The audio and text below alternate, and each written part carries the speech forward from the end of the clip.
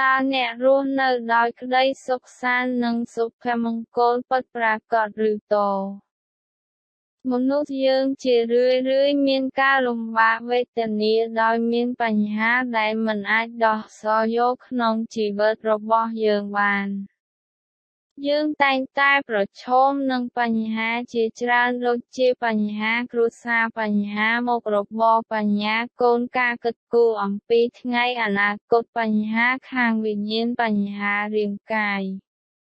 ជាដើមជួនកាលយើងញៀននឹងថ្នាំញៀនឬសុរាដែលជាជីវិតប្រឆាចសីលធម៌ជួនកាលយើងមានជីវិតដែលពឹងផ្អែកលើសាសនាជំនឿអរូបីគ្រោះមន្តអាគមប្រាក់និងអំណាចទ្រ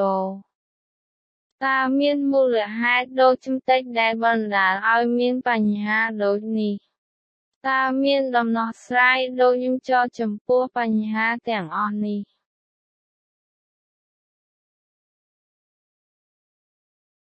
1. មនោរោដំបូងនៅលើផែនដីនេះមានតែមនុស្សមួយគត់ដែលត្រូវបានបង្កើតតាមរូបរាងរបស់ព្រះជាម្ចាស់ដោយមានព្រះវិញ្ញាណ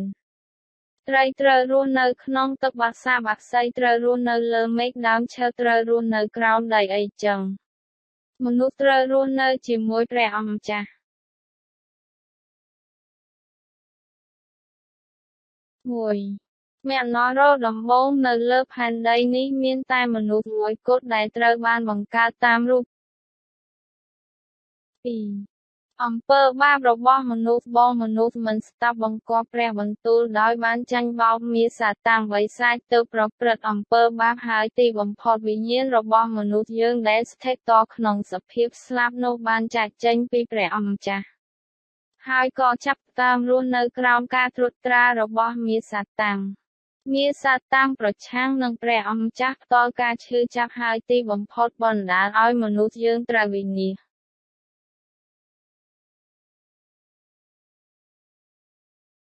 3. បញ្ហាគ្រឹះរបស់មនុស្សដែលគ្មានជំនឿលើព្រះមួយកូនរបស់មាសសាតាំងមនុស្សដែលគ្មានជំនឿលើព្រះអម្ចាស់អាចចាត់ទុកនៅក្រោមសភាពស្លាប់ហើយនឹងត្រូវត្រួតត្រាដោយមាសសាតាំងពីការថ្វាយបង្គំព្រះคล้ายคล้ายជាលទ្ធផលយើងឆ្លក់នឹងជំនឿអរូបីនិងព្រះคล้ายคล้ายសាប្រព្រឹត្តអំពើកុសលទៅសួរគ្រូមន្តអាគមគ្រូទេក៏ប៉ុន្តែនៅតែគ្មានសុភមង្គលមានតែជីវិតដែលជាប់ចិត្តនឹងវាសនាមិនអាចជ្រើសរើសទីតាំងផ្នូរនឹងទិសដៅដែលត្រូវឆ្ពោះទៅកាន់ 3. ការឈឺចាប់ខាងវិញ្ញាណទោះបីជាមានទ្រព្យសម្បត្តិចំណេះដឹងនិងកូនច្រើនក៏ដោយក៏កាន់តែត្រូវវិនាសដោយមានការភ័យបារម្ភការរអ៊ូទាន់ភាពអាសាជំងឺផ្លូវចិត្តរោគដេកមិនលក់ជំងឺវិកលចិត្តស្ត្រេសដែរ 4. ការឈឺចាប់លើរាងកាយវេទនាដោយមានជំងឺមិនអាចជាសះស្បើយគ្រោះមហន្តរាយការឈឺចាប់សត្វអាក្រក់ដែលអាចបណ្ដាលឲ្យមានការធ្លាក់ខ្លួនឈឺទោះបីជាគ្មានជំងឺក៏ដោយ 5. ការស្លាប់និងការផ្ដន្ទាទោសនៃឋាននរក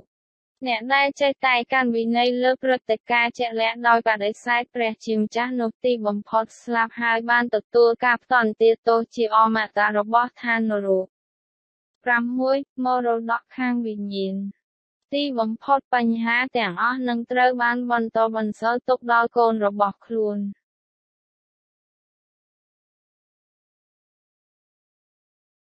4. ដំណោះស្រាយតែមួយគត់ព្រះគ្រីស្ទព្រះយេស៊ូវគ្រីស្ទព្រះយេស៊ូវជាសង្ឃពិតជាស្តេចពិតជាសង្ឃពិតគាត់បានដោះស្រាយបញ្ហាជាមូលដ្ឋាននៃជីវិតបញ្ហានៃអំពើបាបសាតាំងនិងការចាកចេញពីព្រះអ្នកណាតាមព្រះយេស៊ូវជាព្រះគ្រីស្ទនិងជាព្រះអម្ចាស់ប្រសិនបើអ្នកពិតជាជឿហើយទទួលយកវានោះអ្នកអាចត្រូវបានសង្គ្រោះអ្នកពិតជាអាចធ្វើតាមការអធិដ្ឋានខាងក្រោមព្រះវរបិតាសួរខ្ញុំជាមនុស្សមានបាបខ្ញុំបានរស់នៅតាមរបៀបដែលខ្ញុំចង់បានទោះយ៉ាងណាក៏ដោយខ្ញុំជឿថាព្រះយេស៊ូវគឺជាព្រះគ្រីស្ទដែលបានសុគតនៅលើឈើឆ្កាងសម្រាប់ខ្ញុំហើយបានរស់ឡើងវិញបើកទ្វារនៃបេះដូងរបស់ខ្ញុំហើយទទួលយកព្រះយេស៊ូវជាព្រះអង្គសង្គ្រោះរបស់ខ្ញុំចូលមកក្នុងចិត្តខ្ញុំហើយណែនាំខ្ញុំជារៀងរហូតយើងអធិដ្ឋានក្នុងព្រះនាមព្រះយេស៊ូវគ្រីស្ទ អាមែន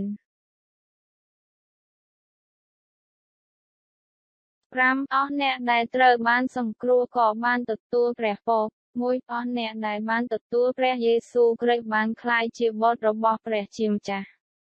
2. ព្រះវិញ្ញាណបរិសុទ្ធតែងតែគង់នៅជាមួយអ្នកដើម្បីដឹកនាំនិងធ្វើការរួមជាមួយអ្នក 3. ព្រះអង្គម្ចាស់នឹងឆ្លើយតបមកការអធិដ្ឋានរបស់អ្នកជាបុត្ររបស់ព្រះអង្គ 4. អ្នកអាចដេញនិងឈ្នះអារក្សដោយតែអំណាចរបស់ព្រះយេស៊ូវគ្រីស្ទបាន 5. ព្រះអង្គម្ចាស់បញ្ជូនទេវតាដើម្បីការពារអ្នកជាបុត្ររបស់ព្រះអង្គ 6. អ្នកជាប្រជារាស្ត្ររបស់ព្រះអង្គម្ចាស់ដែលមានសិទ្ធិប្រជាពលរដ្ឋឋានសួគ៌អាចទទួលព្រះពររបស់ព្រះអង្គម្ចាស់នៅលើផែនដីនេះ 7. យើងអាចទទួលយកអំណាចដែលត្រួតត្រានិងគ្រប់គ្រងផែនដីដោយដំណឹងល្អ